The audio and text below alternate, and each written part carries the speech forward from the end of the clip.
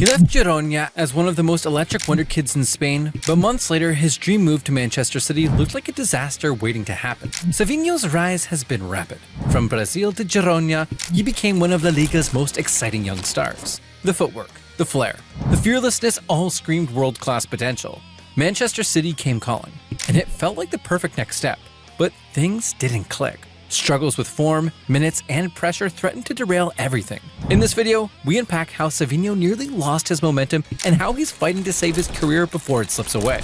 But before we get into his roller coaster journey, hit that subscribe button, drop a like, and tap the notification bell so you never miss stories that go deeper than the headlines.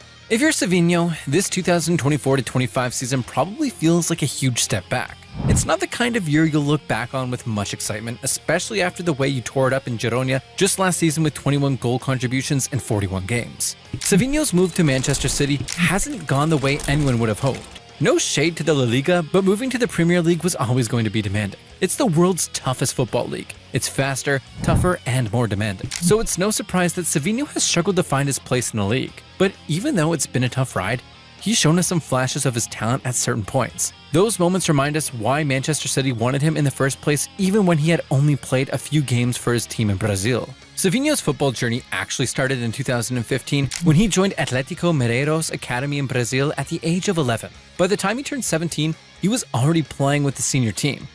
His performances were so good that he made it to the Guardian's list of the top 60 young football players in the world, all players born after 2004.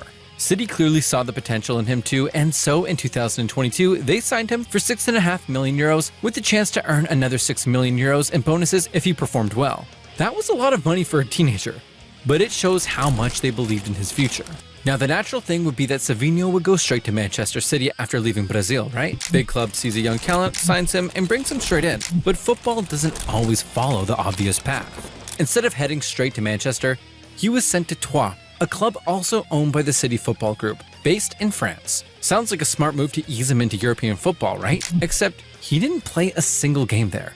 Not even 1 minute. So what was going on? Was there a plan, or was he just being moved around like a name on a spreadsheet? From Troyes, he was loaned out again, this time to Jong PSV, the second team of Dutch club PSV Eindhoven. Then he made a few appearances for the main PSV squad. And just when it looked like he might be settling in, he was on the move again, this time to Girona. Now let's be honest, who actually thought Girona was going to be that breakout team in the Liga? Most people who followed the Spanish league expected them to hang around mid-table like any other team outside the traditional big ones. But what happened next was one of the biggest shocks of the season. Not only did Girona go toe-to-toe with Spain's biggest clubs, but Savinho became one of their standout players. Week after week, he was contributing by scoring, assisting, and creating chances. By the end of the season, he had 21 goal contributions in 41 matches. After the kind of season Savinho just had at Girona, let's be real, there was no way he was staying there much longer. I mean, how could he? But here's the twist. There wasn't going to be any crazy bidding war or a drawn-out transfer saga. Why? Because Girona, just like Troyes, is part of the City Football Group. And you know what that means? Manchester City had a fast-track pass to scoop him up, no fuss, no drama. But yeah, let's not sugarcoat it. Savinho's start at City, it wasn't pretty. His Premier League debut came on August 18th, 2024 against Chelsea. And honestly, people were hyped. This was supposed to be the big reveal. The moment we'd all see what the Girona kid could do on the biggest stage in English football. But then halftime rolls around, and he's off with an injury. Just like that, his first real shot was cut short, and unfortunately, it set the tone for what came next. What followed was a rough stretch. We're talking a 23-game goal drought across all competitions. 23! For a player whose game thrives on confidence, flair, and momentum, that kind of stat doesn't just hurt, it becomes ammo for rival football fans. In his goal drought period, Savinho had people get creative with tweets like these ones. Savinho 0 goals in 21 games this season. Joga Bonavita. Savinho has been the flop of the season, but nobody's talking about him. Sounds kinda harsh, you might want to say, but it wasn't just about Savinho. City as a whole struggled the whole of the 2024-25 season. They closed out 2024 with just 2 wins in 14 games, which for a club like Manchester City was disaster territory. They weren't just slipping, they were spiraling, far from the dominant steamrolling side we were used to. So yeah, naturally, players like Savinho who are young, new, and still adapting got a lot of heat. At some point, he looked like he was going to finish his debut season in a Manchester City jersey as the worst signing in club history. And just like that, things started to click. Between December 2024 and January 2025, Savinho went from promising but underwhelming to, hold on, this kid might actually be him. It all started on December 29th. City were away at Leicester, and honestly, they needed a win badly. Savinho was instrumental in their 2-0 win, scoring a goal. That goal was not only his first in a City shirt, it was the club's first away win since October. A big moment for the team, but an even bigger one for him. And you could see it. The weight that lifted off his shoulders after that goal. Confidence started flowing again. You know how one good moment can shift a player's whole mindset? That was it.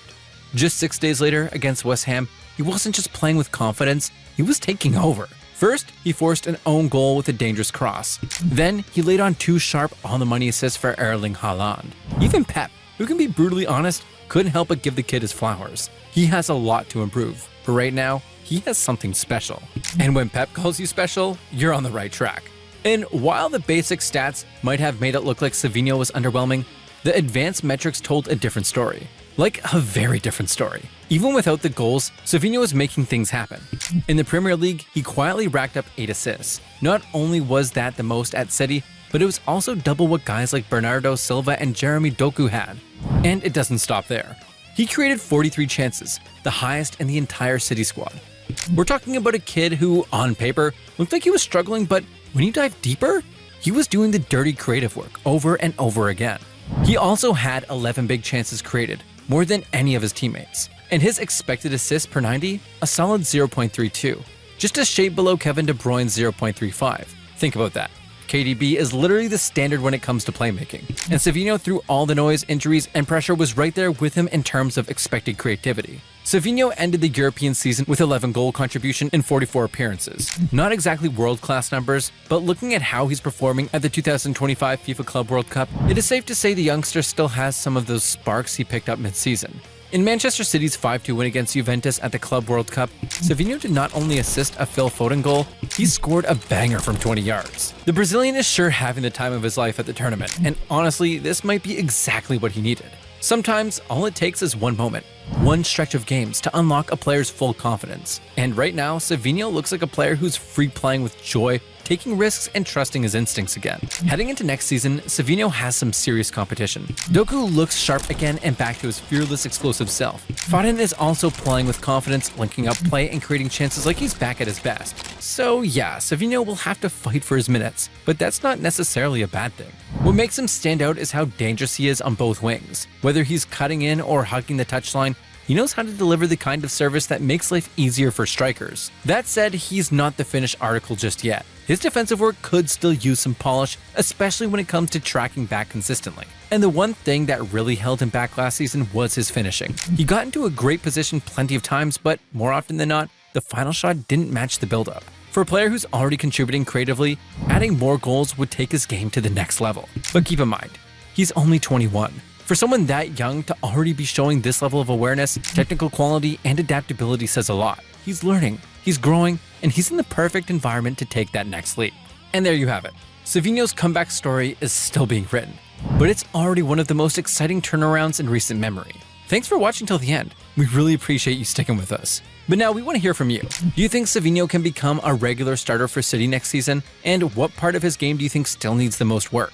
Drop your thoughts in the comments. Hit that like button if you enjoyed this video, and don't forget to subscribe and turn on the notification bell so you don't miss any of our latest uploads. Stick around and hit that next video. We've got more juicy football content coming your way, and trust us, you won't want to miss it.